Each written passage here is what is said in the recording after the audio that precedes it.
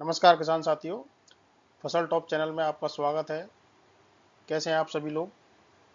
किसान भाइयों, आज मैं जिस विषय पर चर्चा करने जा रहा हूं वो है खेत की तैयारी कैसे करें गेहूं की बुवाई के लिए। हम सभी जानते हैं कि गेहूं की खेती के लिए पूरे सीजन के लिए तैयार खेत अच्छा होना चाहिए, उर्वरकता अच्छी होनी चाहिए उसमें उत्पादकता अच्छी होनी चाहिए।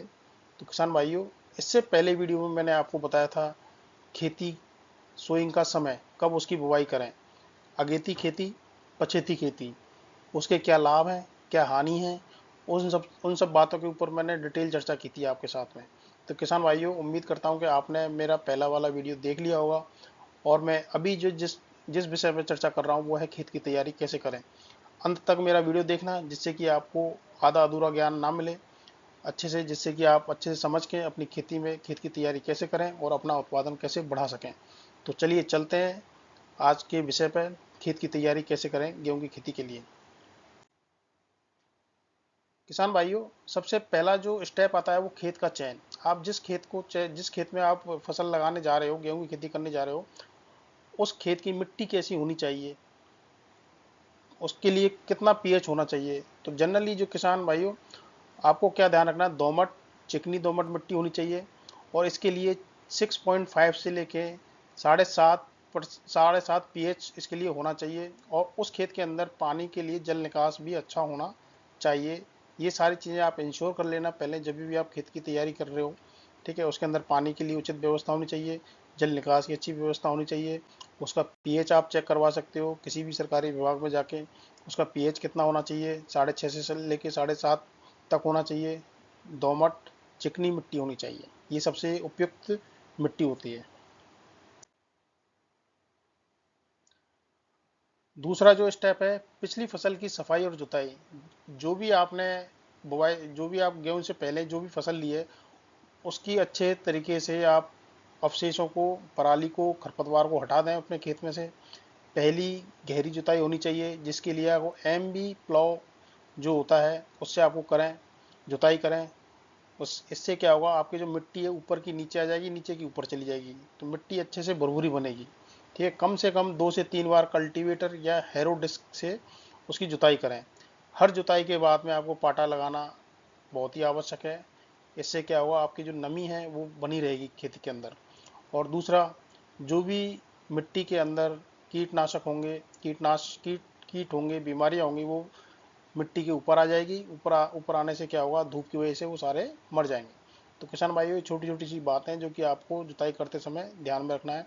सबसे पहला है, आपको पिछली जो फसल का जो भी अवशेष है उसको हटाना है, जला देना है। ठीक है, खरपतवार को जितने भी उनको हटा देना है। गहरी जुताई करनी है, एम बी प्लाव से करना है, जैसे कि मेरे फोटो में दिखाया हुआ है। इस तरह का कोई भी हल हो उससे आपको करना है। 2 से 3 बार कल्टीवेटर, डिस्क हैरो से करना है। हर जुताई के बाद पाटा लगा देना है। ठीक है किसान भाइयों। फिर आपको क्या करना है, कम से कम 20 से 25 टन प्रति हेक्टेयर गोबर की खाद का उपयोग करना है। अंतिम जुताई से पहले मिट्टी में अच्छी तरह से मिला दें। लास्ट की जब आपकी जुताई बचे, उस दौरान आपको जगह जगह पे गोबर की खाद को डालना है और अंतिम जुताई के साथ में उसको मिक्स कर देना है। इससे क्या होगा, आपकी जो मिट्टी की संरचना है वो अच्छी बनी रहेगी और उर्वरता अच्छी बनी रहेगी।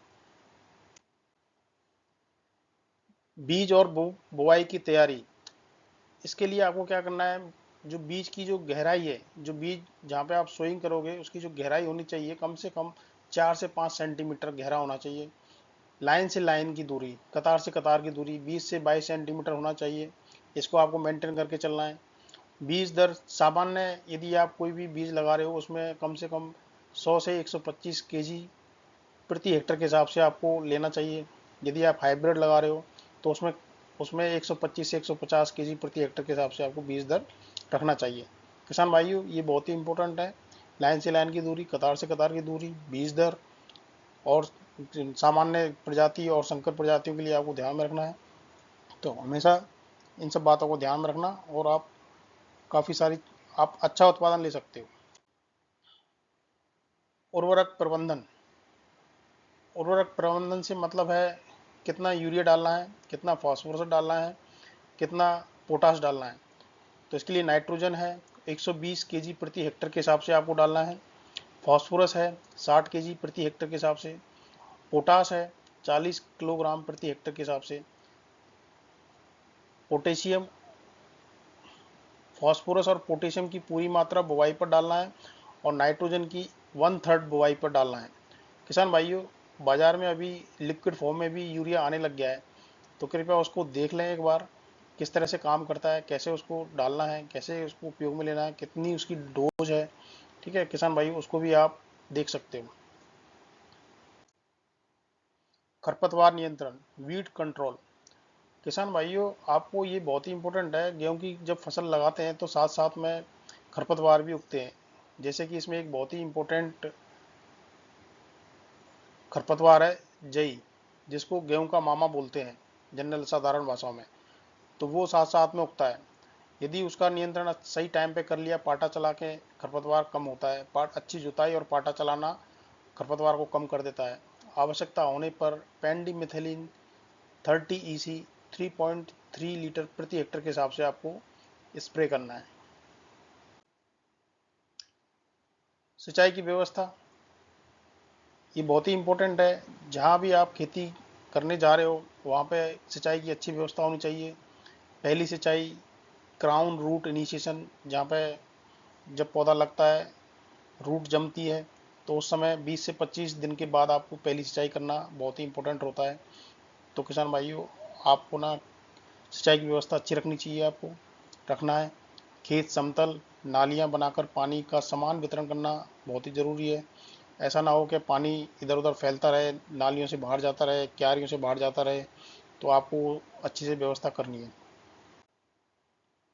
ओवरऑल आज का जो प्रेजेंटेशन है उसके बारे में मैं यही बताना चाहूँगा।